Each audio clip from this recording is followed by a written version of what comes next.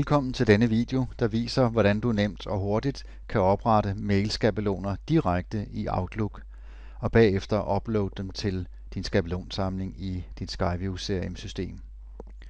Jeg har startet min Outlook her, og jeg går ind og vælger at lave en ny mail. Og vi kan se heroppe i toppen, der er vores Skyview CRM add-in direkte inde i Outlook.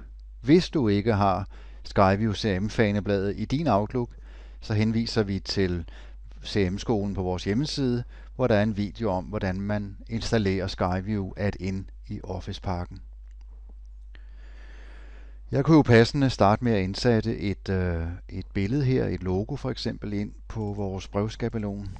Og så kunne jeg så skrive kære, og så trykker jeg så på vores Skyview faneblad her og vælger så at skrive eller flette modtagerens fornavn ind her. Og vi kan jo så bagefter indtaste vores tekst til modtageren hernede. Og man kan selvfølgelig gå ind og vedhæfte brochurer, dokumenter, hvad det nu måtte være, til brevskabelonen her.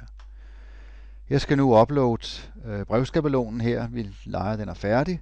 Og jeg skal så have uploadet skabelonen til min skabelonsamling.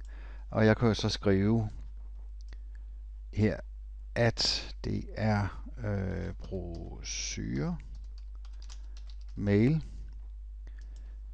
Og så kan vi så skrive her, at det er en demo-skabelon som beskrivelse.